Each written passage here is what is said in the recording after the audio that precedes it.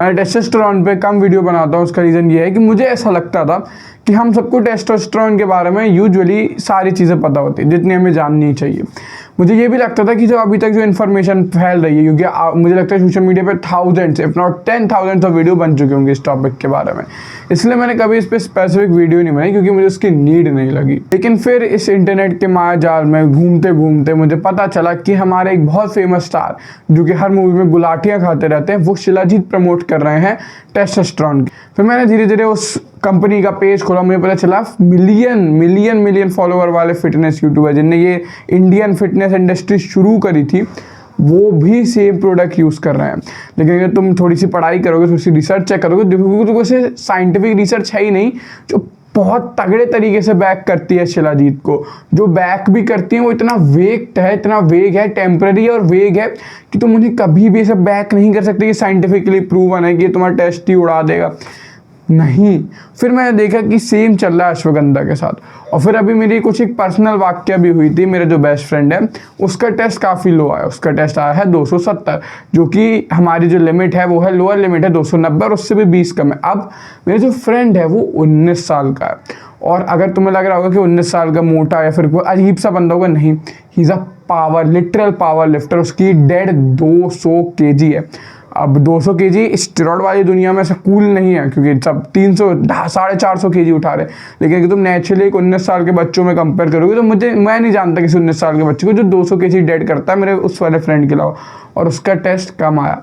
और वो ऐसा भी नहीं है कि बहुत मतलब कुछ अनह्यूमन हरकतें करता था या आँख के नीचे गड्ढे थे या फिर कुछ अजीब सी चीज़ से, नहीं, वो बिल्कुल हमारे साथ बातें करता था, बिल्कुल बहुत नॉर्मल लगता था।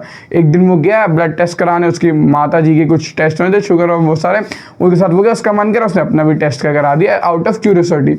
उसे पता चला उसकी माता जी तो बिल्कुल फिट निकली, जो कि बहुत अच्छी बात है और मैं चाहता हूँ ये सही है, लेकिन वो टेस्ट में डेफिशिएंट निकला। तो इससे हमें कुछ चीज़ें पता चलती हैं कि बहुत सारी चीज़ें तुम्हें बताई गई हैं वो सच नहीं है, जैसे कि स्ट्रेंथ या फिर प्रोग्रेस ट्रेनिंग में ये रिलेटेड नहीं है टेस्ट से बिल्कुल भी, इतना ज़्यादा तुम्हें को रिलेट करा जाता है। प्लस टेस्ट वैसे काम नहीं करता ऐसे ये शिलाजीत खाओ अश्वगंधा खाओ वैसे करके। ही में टेस्ट कैसे इंक्रीज़ करें आओ देखते हैं। टेस्ट इंक्रीज करने का सबसे बेस्ट और सबसे प्यारा और सबसे पावरफुल और सबसे कोई 2-4 वर्ड और अपने आप से जोड़ लेना, ब्लड टेस्ट। एक ऐसी चीज़ जो तुम्हारे टेस्ट को 200 से 700 ले जा सकती है, अकेली एक चीज़। बिकॉज रीज़न ये है कि हम में से ना ज़्यादातर को ना लो टेस्ट इसलिए नहीं है क्योंकि हम पागल हैं या फिर हम कुछ ऐसी चीज़ ही कर रहे हैं जो कि मतलब बहुत ही ख़राब है। तुम देखोगे कि जब हम यूएस या फिर खासकर यूरोप में देखते हैं लोगों का ब्लड टेस्ट या उनके ब्लड वर्क चेक करते हैं, उनके एवरेज चेक करते हैं, इवन तो उनकी ड्रिंकिंग हैबिट बहुत वर्स है, इवन तो वो काफ़ी ज़्यादा स्मोक भी करते होंगे, तो जो स्मोकर ड्रिंकर्स होते हैं उनके भी एवरेज टेस्ट ज़्यादा अच्छे आते हैं। रीज़न है quality of food plus density of nutrients.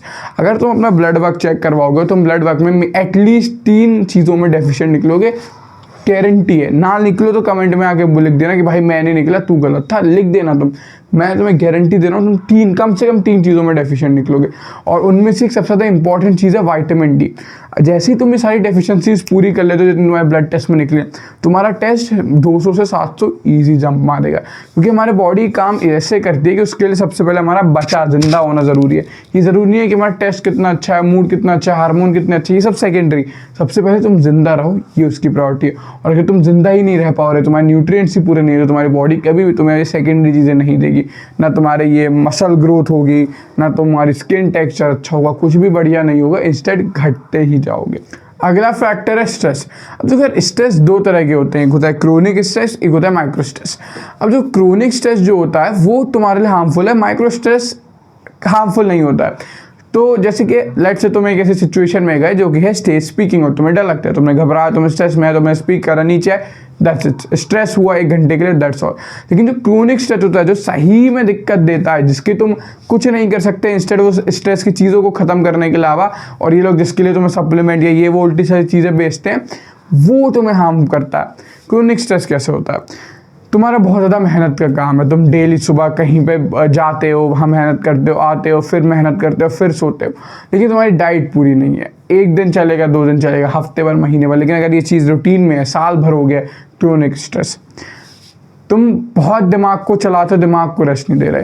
पहले तुम उसे काम में चलाते हो, जिस चीज़ से भी पैसा कमा रहे हो, जिस चीज़ से भी कमा चाहते हो उसमें चलाते हो, फिर उसके बाद फ़ोन में उसे चीज़ें घुसाते रहते हो, वीडियो गेम्स और रील्स मूवीज़ इसमें चलाते हो। फिर तुम्हारे और चीज़ें लाइफ फकअप हो रखी है, उसके बारे में ओवर थिंकिंग करते हो, इसमें चलाते हो। और फिर तुम्हारा ब्रेन एक दिन करा ठीक है, 2 दिन करा ब्रेन झेल गया, जब ये बहुत दिन रेगुलर होने लगता है तो इसे तुम कह देते हो क्रोनिक स्ट्रेस जो तुम्हें है या हो सकता है।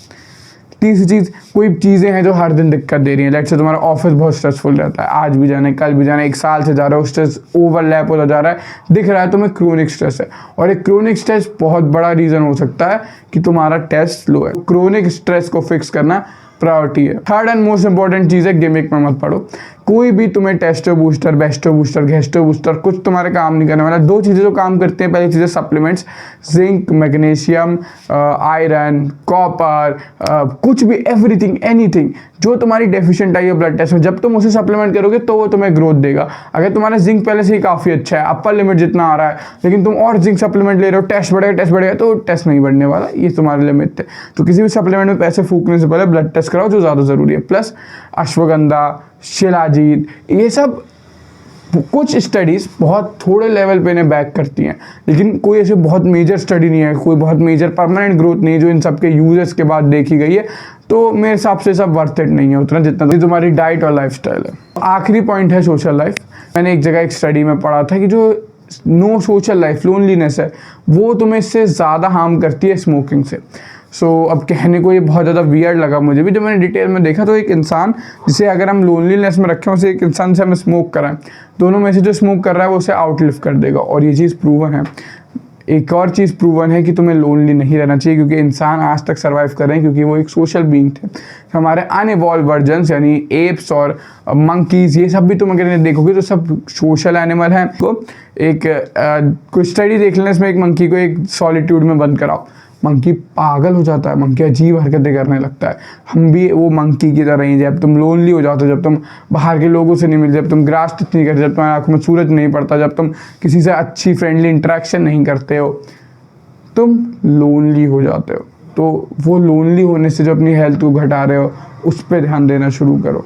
लोनली होने से कैसे बचना है, मेरे चैनल पे जाओ, उसमें जाके सोशल स्किल के रिलेटेड कोई भी वीडियो, जितनी भी वीडियो मुझे सारी देख डालो, चाहे वो वुमेन से रिलेटेड हो, चाहे वो मैन से रिलेटेड हो।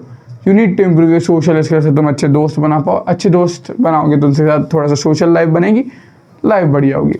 और इसके साथ साथ तुम मेरे चैनल को सब्सक्राइब कर सकते हो ऐसी सही वाली साइंस बैक नॉलेज जानने के लिए, और वो नॉलेज जानने के लिए जो तुम्हें ये पेड एक्टर्स नहीं बताने वाले। मेरे चैनल को सब्सक्राइब कर सकते हो। मिलता हूँ तुमसे कल अपनी रेगुलर वीडियो में।